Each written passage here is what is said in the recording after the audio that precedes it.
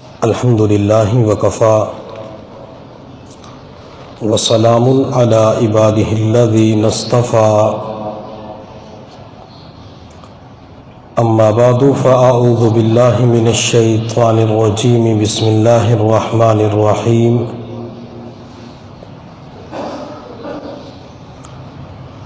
وسبح بحمد ربک قبل طلوع الشمس وقبل الغروب وقال اللہ تعالی فی مقام آخر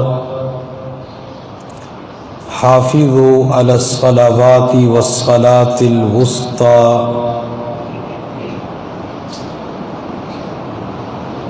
سبحان ربک رب العزت عما یصفون وسلام علی المرسلین والحمد للہ رب العالمین اللہم صلی علی سیدنا محمد وعلی آل سیدنا محمد وبارک وسلم۔ اللہ رب العزت نے اپنے بندوں کو مختلف عبادات کا حکم دیا ہے، نماز، روزہ، زکوٰۃ، حج، صدقات، ذکر و اذکار وغیرہ مختلف عبادات کرنے کی شریعت مطہرہ نے تعلیم دی ہے۔ اللہ رب العزت نے اپنے محبوب صلی اللہ علیہ وسلم کو جب کسی چیز کے کرنے کا حکم دینا تھا تو جبرائیل کو دنیا کے اندر بھیجا کہ جا کر میرے محبوب سے کہہ دو کہ فلاں کام کرے، لیکن ایک عمل، ایک عبادت ایسی تھی جب اللہ رب العزت نے اپنے محبوب کو اس عبادت کا تحفہ دینا تھا تو جبرائیل کو دنیا کے اندر نہیں بھیجا، بلکہ میرے اللہ نے جنت کی سواری دنیا کے اندر بھیج کر محبوب کو اس کے اوپر سوار کر کے 7 آسمانوں کی سیر کروا کے سدرۃ المنتہا کے پار عرش کے اوپر اپنے پاس بلا کر میرے اللہ نے اپنے محبوب کو نماز کا تحفہ عطا فرمایا کہ میرے محبوب اپنی امت سے کہہ دیجئے وہ نمازیں 50 پڑھا کرے۔ آپ نے مشہور واقعہ سنا ہوگا، موسیٰ علیہ السلام سے راستے کے اندر ملاقات ہوئی تو موسیٰ علیہ السلام نے عرض کیا اللہ کے نبی کیا تحفہ ملا؟ تو محبوب صلی اللہ علیہ وسلم نے فرمایا 50 نمازوں کا تحفہ ملا۔ موسیٰ علیہ السلام نے کہا اللہ کے نبی میرا بنی اسرائیل سے واسطہ پڑا ہے، انسان کمزور ہے، آپ کی امت کے لیے 50 نمازیں پڑھنا مشکل ہو جائے گا، کچھ کم کروا لے۔ چنانچہ حضور صلی اللہ علیہ وسلم کم کروانے کے لیے تقریباً 9 مرتبہ اپنے رب کے پاس تشریف لے گئے، 5 نمازیں باقی بچی۔ اللہ رب العزت نے فرمایا میرے محبوب آپ کی امت مجھے اتنی پیاری لگتی ہے، امت سے کہہ دیجئے وہ نمازیں تو 5 پڑھے گی اور ثواب میں 50 کا عطا فرماؤں گا۔ تو اللہ نے اپنے بندوں کے اوپر، امت محمدیہ کے اوپر 5 نمازیں فرض کی ہے۔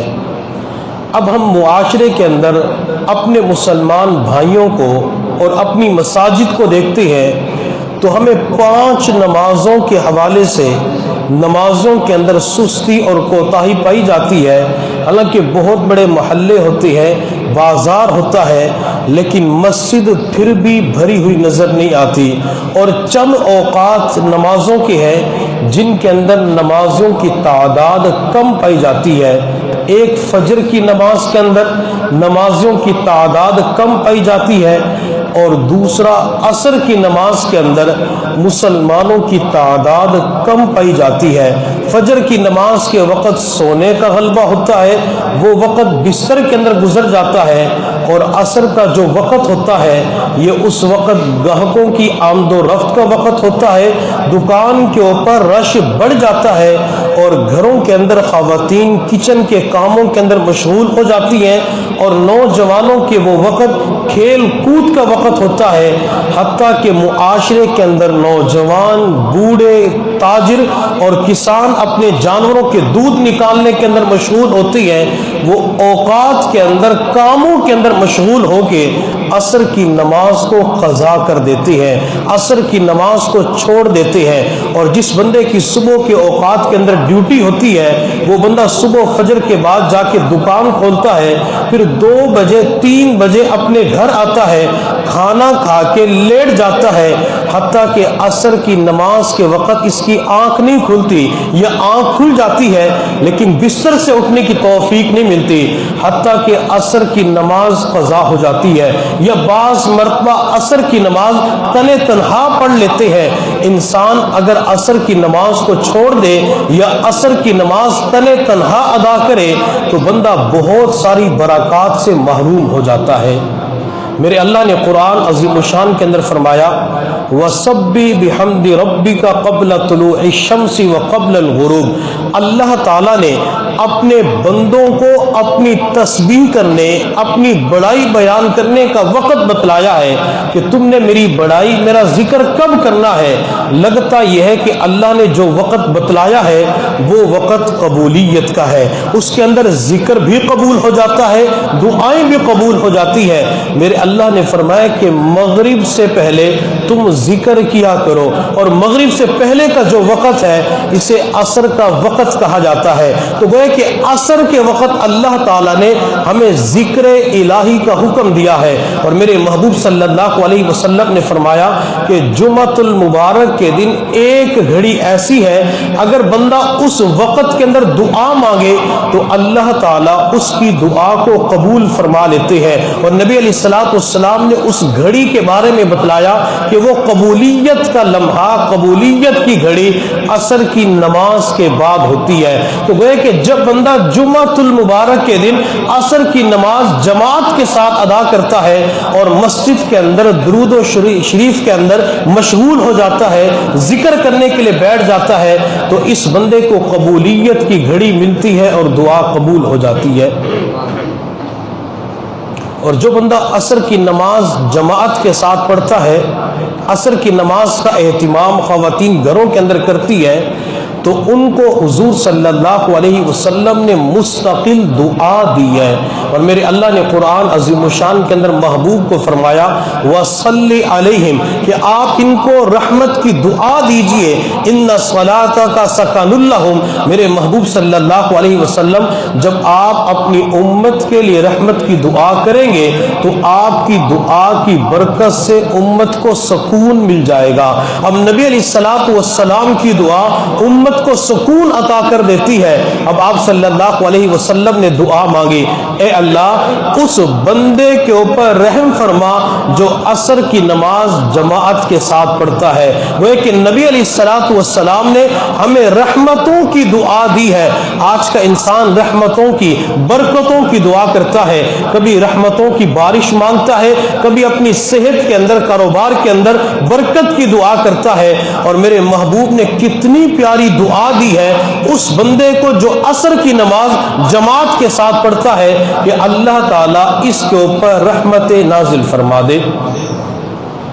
اور جب عصر کا وقت ہوتا ہے، یہ تبلیغی احباب سے بھی سنا ہے اور احادیث کے اندر بھی پڑھا ہے کہ یہ عصر کا وقت فرشتوں کی تبدیلی کا وقت ہوتا ہے۔ اللہ رب العزت صبح کے وقت اور عصر کے وقت فرشتوں کی جماعت کو دنیا کے اندر بھیجتے ہیں کہ ان کے اعمال اللہ کے حضور پیش کیا جائے۔ یہ صبح والے فرشتے عصر کی نماز کے بعد چلے جاتے ہیں، اور عصر والے جو فرشتے ہوتے ہیں وہ عصر کی نماز سے پہلے آ جاتے ہیں۔ وہ ہے کہ صبح والے فرشتے بھی عصر کی نماز کے اندر موجود ہوتے ہیں، اور شام والے فرشتے بھی عصر کی نماز کے اندر موجود ہوتے ہیں۔ جب مسلمان عصر کی نماز پڑھ کے فارغ ہوتا ہے، ذکر و اذکار کر لیتا ہے، تو یہ صبح والے فرشتے اللہ کی بارگاہ کے اندر جاتے ہیں۔ اللہ رب العزت جاننے کے باوجود پوچھتے ہیں کہ تم جب دنیا کے اندر سے آئے تو تم نے میرے بندوں کو کس حال میں پایا، میرے بندے کیا کر رہے تھے؟ تو فرشتے اس وقت جواب دیتے ہیں ترکنا وہم یصلون، اللہ ہم نے تیرے بندوں کو اس حال میں چھوڑا کہ وہ عصر کی نماز پڑھ رہے تھے۔ گویا کہ یہ فرشتے روزانہ اللہ کی بارگاہ کے اندر بندے کی حاضری لگوا دیتی ہیں، اللہ تیرے بندے نے عصر کی نماز پڑھی ہے۔ اب یہ بندے کے لیے تھوڑی سعادت کی بات ہے، بندے کے لیے تھوڑا عزت اور مقام مرتبے کا کام ہے کہ روزانہ اللہ کی بارگاہ کے اندر عصر کی نماز پڑھنے والے کا باقاعدہ نام لیا جاتا ہے۔ اور جو بندہ عصر کی نماز جماعت کے ساتھ ادا کرتا ہے، اسے قیامت کے دن جنت کے اندر اللہ رب العزت کا دیدار نصیب ہوگا۔ حضرت جریر بن عبداللہ رضی اللہ تعالی عنہ فرماتے ہیں، ہم حضور صلی اللہ علیہ وسلم کے پاس موجود تھے، آسمان کے اوپر 14ویں رات کا چاند اپنے پورے آب و تاب کے ساتھ چمک رہا تھا۔ حضور صلی اللہ علیہ وسلم نے اچانک آسمان کی طرف 14ویں رات کے چاند کی طرف دیکھا اور آپ نے فرمایا میرے صحابہ تم چاند کی طرف دیکھو، تو حضرات صحابہ کرام نے چاند کی طرف دیکھنا شروع کر دیا۔ میرے محبوب نے فرمایا کہ چاند کو دیکھنے کے اندر تم کوئی دشواری محسوس کر رہے ہو؟ نہیں اللہ کے نبی، بغیر کسی رکاوٹ کے ہم تو چاند کو آسانی کے ساتھ دیکھ رہے ہیں۔ میرے محبوب صلی اللہ علیہ وسلم نے فرمایا جب نیک بندے جنت کے اندر جائیں گے تو اللہ تعالی کا دیدار بغیر کسی رکاوٹ کے بندوں کو نصیب ہوگا۔ اب یہ اللہ تعالی کا دیدار کسے نصیب ہوگا؟ میرے محبوب صلی اللہ علیہ وسلم نے حدیث کے اندر ارشاد فرمایا کہ جو بندہ فجر کی نماز اور عصر کی نماز جماعت کے ساتھ پڑھے گا، ان دو نمازوں کی برکت سے اللہ تعالی روزانہ جنت کے اندر اپنا دیدار کروا دیں گے۔ وہ کہ نمازوں کی برکت سے اللہ کی زیارت نصیب ہوگی، اور جنت کے اندر اللہ تعالیٰ کی سب سے بڑی نعمت وہ اللہ رب العزت کا دیدار ہے۔ اور آج ہم معاشرے کے اندر دیکھتے ہیں کہ جب عصر کی آذان ہوتی ہے یا عصر کا وقت قریب آتا ہے تو گاہکوں کا رش بھی بڑھ جاتا ہے۔ بعض مرتبہ بڑا بھائی چھوٹے سے کہتا ہے دکان کو میں سنبھال لوں گا، تو نماز پڑھنے کے لیے چلا جا، میں کسی اور مسجد کے اندر چلا جاؤں گا۔ تو آگے سے چھوٹا بھائی جواب دیتے کاروبار میں نقصان ہو جائے گا، گاہک زیادہ ہے، وہ نماز پڑھنے کے لیے نہیں جاتا۔ یا سارے جو بھائی دکان کے اوپر موجود ہوتے ہیں وہ نماز پڑھنے کے لیے نہیں جاتے کہ اگر ہم نے نماز کے وقت دکان بند کر دی یا گاہک کو سامان نہ دیا تو یہ گاہک کل ہماری دکان پہ سودا لینے کے لیے نہیں آئے گا۔ اس وجہ سے عصر کی نماز کو بعض مرتبہ قضا کر دیتی ہے یا نماز کے اندر اتنی تاخیر کرتی ہے کہ انفرادی طور پہ نماز پڑھتی ہے۔ میرے محبوب صلی اللہ علیہ وسلم نے فرمایا جو بندہ عصر کی نماز کو جان بوجھ کے تاخیر کے ساتھ پڑھتا ہے اس بندے کے اندر منافقین کی علامت پائی جاتی ہے۔ تو اگر عصر کی نماز کے وقت اپنے کاروبار کو دکان کو چھوڑ کے نماز پڑھنے کے لیے چلے جاتے ہیں، یا بعض مرتبہ ایسا ہوتا ہے کہ علاقے کے اندر محلے کے اندر کئی مساجد ہوتی ہے، ایک مسجد کے اندر 4:30 بجے عصر کا وقت ہے، دوسری کے اندر 4:45 بجے عصر کا وقت ہے۔ اب ایک بندہ 4:30 والی مسجد کے اندر چلا جائے اور دوسرا بندہ 4:45 والی مسجد کے اندر نماز پڑھنے کے لیے چلا جائے تاکہ کاروبار بھی ہو جائے اور عصر کی نماز بھی کسی کی قضا نہ ہو، عصر کی نماز جماعتوں کے ساتھ پڑھنے والے بن جائے۔ اور میرے محبوب صلی اللہ علیہ وسلم نے اس بندے کے لیے دوہرے اجر کی فضیلت بیان فرمائی ہے جو فجر اور عصر کی نماز کو جماعت کے ساتھ پڑھتا ہے، کہ جو بندہ عصر اور فجر کی نماز جماعت کے ساتھ پڑھے گا تو اللہ تعالیٰ اس بندے کو دوہرا اجر عطا فرما دیں گے۔ اس لیے ہمیں کوشش کرنی چاہیے کہ عصر کی نماز کو جماعت کے ساتھ پڑھیں اور مسجد کے اندر جا کے نماز کا اہتمام کیا کریں تاکہ اللہ تعالیٰ عصر کی نماز جماعت کے ساتھ پڑھنے کی وجہ سے ہمیں یہ ساری سعادتیں اور برکات نصیب فرما دے۔ میرے محبوب صلی اللہ علیہ وسلم غزوہ خندق کے موقع پر حضرات صحابہ کرام سے مشورہ کیا کہ کفار مکہ 3000 کا لشکر لے کر مدینہ طیبہ کے اوپر حملہ کرنے کے ارادے سے مکہ سے روانہ ہو چکے ہیں، کیا کرنا چاہیے؟ تو حضرات صحابہ کرام میں سے سلمان فارسی نے مشورہ دیا اللہ کے نبی مدینہ کے 3 اطراف میں خندق کھودی جائے، خندق گہری اتنی ہو کہ کوئی بندہ اتر کے چڑھ نہ سکے اور چوڑائی اتنی ہو کہ گھوڑا چھلانگ لگا کے پار نہ ہو سکے۔ اب دن رات ایک کر کے خندق کی کھدائی ہو رہی تھی. کفار مکہ مدینہ طیبہ کی حدود کے اندر پہنچ گئے اور خندق کے کنارے کے اوپر انہوں نے اپنے خیمے لگائے. حتیٰ کہ مقابلہ شروع ہوا، تیروں کی بوچھاڑ شروع ہو گئی. ایک وقت ایسا آیا کہ حضور صلی اللہ علیہ وسلم عصر کی نماز نہ پڑھ سکے. آپ کی عصر کی نماز قضا ہو گئی. آپ نے آسمان کی طرف دیکھا تو سورج غروب ہو چکا تھا. حضور صلی اللہ علیہ وسلم کا چہرہ انور سرخ ہو گیا، چہرے پہ جلال آیا، اور میرے محبوب صلی اللہ علیہ وسلم کی مبارک زبان سے ان لوگوں کے لیے بد دعا نکل گئی جن کی وجہ سے آپ کی عصر کی نماز قضا ہوئی. میرے محبوب نے بد دعا دی، ملا اللہ بیوتہم وقبورہم او اجوافہم نارا حبسون عن الصلاۃ. اے اللہ ان کفار کے گھروں کو آگ سے بھر دے، اللہ ان کے پیٹوں کو آگ سے بھر دے، اللہ ان کی قبروں کو آگ سے بھر دے. ان لوگوں نے ہمیں عصر کی نماز نہیں پڑھنے دی. ہم امتی ہونے کے ناطے حضور صلی اللہ علیہ وسلم کی خدمت میں عرض کرتے ہیں، اللہ کے نبی طائف کے میدان کے اندر آپ کا خون بہایا گیا لیکن آپ نے طائف والوں کو بد دعا نہیں دی. احد کے میدان کے اندر آپ کے دندان مبارک شہید کیے گئے لیکن آپ نے وہاں بھی بد دعا نہیں دی. آپ صلی اللہ علیہ وسلم مکہ کی گلی سے گزرتے ہیں، آپ کے جسم عطر کے اوپر کوڑا کرکٹ ڈالا جاتا ہے، گندگی ڈالی جاتی ہے، آپ اس وقت بھی بد دعا نہیں دیتے. آپ کو جادوگر کہا گیا، کاہن کہا گیا، آپ نے اس وقت بھی بد دعا نہیں دی. آپ غزوہ خندق کے موقع پر اتنی شدید بد دعا کیوں دیتے ہیں کہ اللہ ان کے گھروں کو، ان کی قبروں کو، ان کے پیٹوں کو آگ سے بھر دے.